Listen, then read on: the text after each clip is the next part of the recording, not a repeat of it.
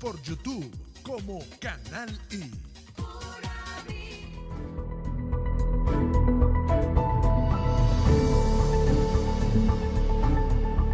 Bien, ya está con nosotros en estudio nuestro primer invitado. Se trata de Jaime Lorenzo, vocero de Médicos Unidos por Venezuela. Además, feliz Día del Médico en nuestro país. Como mencionamos, una fecha que conmemora el natalicio del doctor José María Vargas y con el que vamos a abrir este tema. Las condiciones laborales hoy de los profesionales de la salud, de los galenos, que están en esa primera línea en una pandemia para la que nadie estaba preparado, pero que Venezuela en particular tenía un gremio denunciando condiciones precarias, tanto laborales como también de insumos, de infraestructura. En efecto, Carlos, un placer estar contigo, estar en esta casa. La realidad es muy sencilla. Antes de la pandemia ya estábamos en una emergencia humanitaria compleja, en donde no solamente era el sector salud, sino una multiplicidad de sectores que tenían problemas para desarrollarse. Llegamos a la pandemia con un sistema de salud muy deteriorado y algo muy fuerte, que era esa migración forzada de profesionales de todas las ciencias de la salud, médicos, enfermeras, bioanalistas, todos. Hubo una migración muy importante y eso disminuyó nuestras capacidades.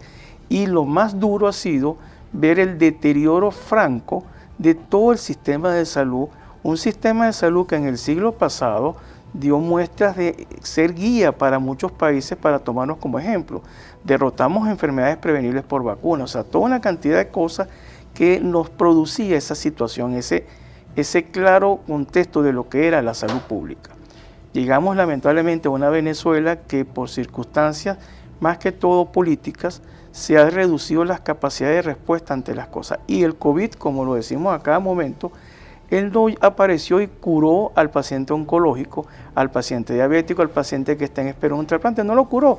Siguen estando y ha empeorado porque la respuesta hacia esas personas con una condición crónica de salud no se ha dado y más bien se ha disminuido esa capacidad, donde vemos esa cantidad de niños que han fallecido esperando trasplante o por problemas oncológicos del hospital J.M. Los Ríos. Y reclamo de los que se tienen que realizar diálisis también, que lo vemos en redes sociales. Sí, el paciente que está conectado a una máquina de diálisis que debe cumplir un protocolo, ese protocolo lo disminuyeron en tiempos y lo espaciaron en días.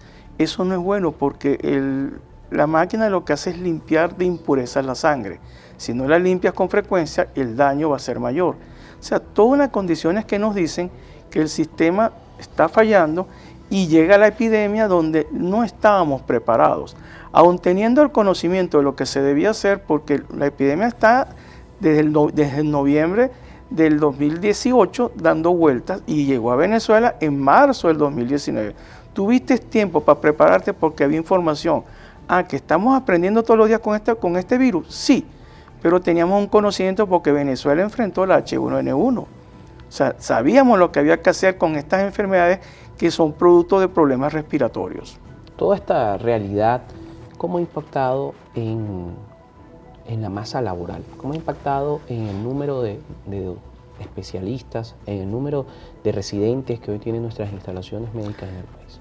Antes de la epidemia, como había esa posibilidad de cruzar las fronteras libremente, porque no había restricciones de paso por la epidemia, ya teníamos esa migración forzada, un volumen importantísimo de las generaciones de relevo del caso mío.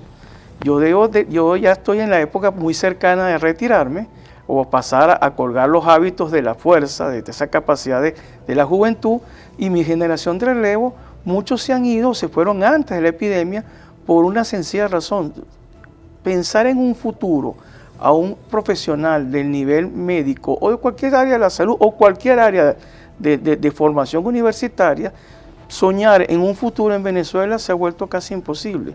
Esas parejas jóvenes de profesionales, independientemente de las carreras que escojan, construir un futuro como pareja es difícil, muy difícil.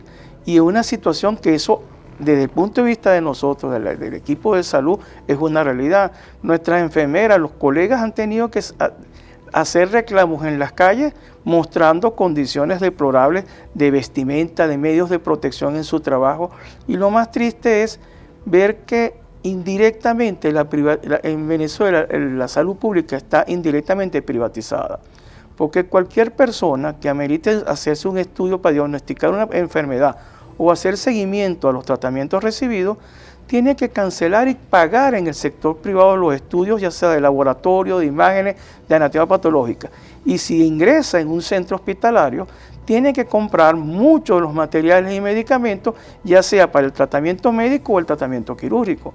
Esa privatización indirecta afecta ostensiblemente a este médico, ese joven médico que se está formando, porque el volumen de personas y la complejidad de las patologías que en otra época, como en el caso de mi formación, tuvimos nosotros en esa Venezuela que no era perfecta, porque no vamos a decir que el sistema de salud el siglo pasado era perfecto, tenía fallas, pero había mecanismos de solucionarlo y había una planificación para mantener el funcionamiento adecuado del sistema. Ahora, hablábamos previo a la pandemia, lo decía la Federación Médico Venezolana de nuestro país, la Federación Médico Venezolana, que había un déficit importante de profesionales. Hoy, en cifras, ¿cómo lo podemos evaluar? El déficit de galenos que hoy necesitamos para hacer frente a la circulación de la pandemia en complemento con las enfermedades que no desaparecieron. Es muy sencillo, Carlos. Si el número que da la Federación de 33.000 médicos que se han ido, que no sabemos el impacto de la especialidad. Pues acuérdate que formar un médico en cualquier especialidad son 7 años de carrera de medicina, 1 año de rural, 3 o 5 años de posgrado. El posgrado de neurocirugía son 5 años. Ya eres especialista, pero el hecho de que te gradúes de especialista no quiere decir que ya tienes el conocimiento de la experiencia y de la práctica sentada. O sea, que en cirujano más o menos, después de graduado de especialista, necesita unos 10 años para tener esa sapiencia y ese conocimiento de la experiencia, porque los errores también enseñan. Y eso justamente, ese tiempo, ya estamos hablando casi de 20 años para formar un especialista de nivel muy alto. Y aquí hay que reivindicar algo, lo que se fue de Venezuela, se fue a otros países donde Venezuela hizo un gasto en esa formación y llegaron a otros países que no han hecho ningún gasto y reciben un especialista de primera línea en su formación. Eso es algo lo que ocurrió antes de la llegada de la epidemia, pero más o menos desde noviembre de 2020 estamos observando otra migración, que es una migración interna del personal sanitario buscando medios para poder tener una calidad de vida mejor, haciendo otras actividades. La pandemia sirvió para cuidar pacientes domiciliarios, la pandemia sirvió para otras actividades desde el punto de vista de salud, pero también vemos colegas que tienen vehículos, principalmente los jóvenes, que han ingresado a ese grupo de los Uber y de hacer de transporte de forma privada, o cocinando, o preparando alimentos, o haciendo cualquier actividad para buscar un poco más de ganancias. Hay algo que es muy claro. Yo, antes de este último aumento que han hablado, que no salió en Gaceta, el sueldo mío, de un hombre que está de salida, que tiene bono nocturno, son $71 mensuales. Esa es la realidad. Previo a este aumento. Previo a este aumento, que hasta que no salga en Gaceta no tenemos idea de cuánto va a ser la realidad. Pero si yo gano 71, ese hombre que está haciendo... ¿Cuántos años de formación? Ya tengo 30 años, yo me gradué de médico en 1988, de cirujano en el 95. Si lo contrastamos con lo que podría ganar alguien que dedicó 30 años de vida a formación y tiene la experiencia que el doctor Jaime Lorenzo tiene, ¿cuánto puede ganar un médico con estas características en cualquier país de América Latina? El promedio de sueldo de médicos más jóvenes que yo está entre $3.000 a $4.000 un médico recién egresado.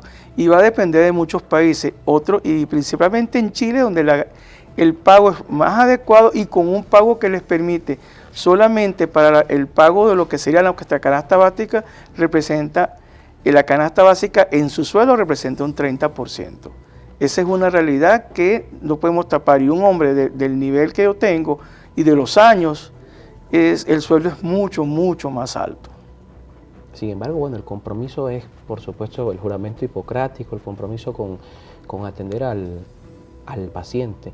Y en este sentido, entendiendo esa realidad, ¿cómo ve lo que hoy se está formando? Porque una cosa es los que se fueron en este contexto de pandemia, de dificultades económicas de Venezuela, pero otra cosa es quienes hoy están saliendo de la educación media diversificada, para la universidad y que ven la carrera medicina todavía como una opción. ¿Cómo es esa formación en esa misma realidad donde los especialistas que pueden formar a esos jóvenes están alternando con otras ocupaciones en Venezuela o están abandonando nuestro país? Lo más triste de este panorama que estás planteando es una realidad. Yo tuve la oportunidad en mi formación como estudiante de medicina en la escuela Luis Racete de nuestra gloriosa UCB, de contabilizamos casi 170 personas, hombres y mujeres de altísimo nivel, especialistas en sus áreas, que ayudaron a mi formación como médico. Ese devenir de personas que eran profesores universitarios, encuentran ahorita en una universidad que ha sido atacada, ha sido denigrada, y los sueldos de estos profesores universitarios de altísimo nivel, en algunos casos muchos de ellos no salen de su casa por temor a que con esa miseria de sueldo se les acabe con una sola salida.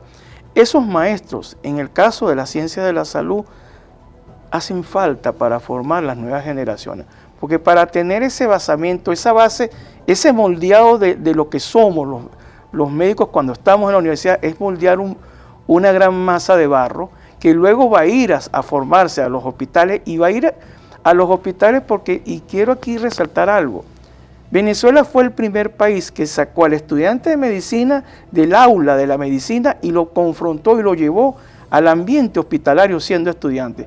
Eso lo impuso Luis Racete. Estamos hablando de la tercera década del siglo pasado. Venezuela fue pionero en eso. El estudiante de medicina tenía ese contacto con la realidad y tenía docentes de altísimo nivel para su formación. Si los docentes han disminuido y la capacidad de dar ese conocimiento a los estudiantes, ya nos está diciendo un punto de que hay una deficiencia en la formación. Y si le agregas que la capacidad de nuestros hospitales de dar la respuesta de la época que yo estaba, el Universitario de Caracas, tenía todos los servicios con una cantidad de camas terrible y altísima, con capacidad de exámenes en laboratorio dentro del hospital, exámenes, estudios de imágenes, anatomía patológica, todo para hacer el estudio y el seguimiento de una enfermedad dada, cosa que ahorita no cuenta. Ya tienes otro problema más para ese estudiante de medicina, donde sus capacidades, junto con la disminución de los docentes, la poca capacidad de respuesta de los establecimientos de formación, nos está diciendo que va a haber un estudiante de medicina que no va a gozar de los privilegios que yo tuve como médico, como estudiante de medicina. Bien, nos toca hacer una pausa. Al regreso vamos a hablar de la pandemia.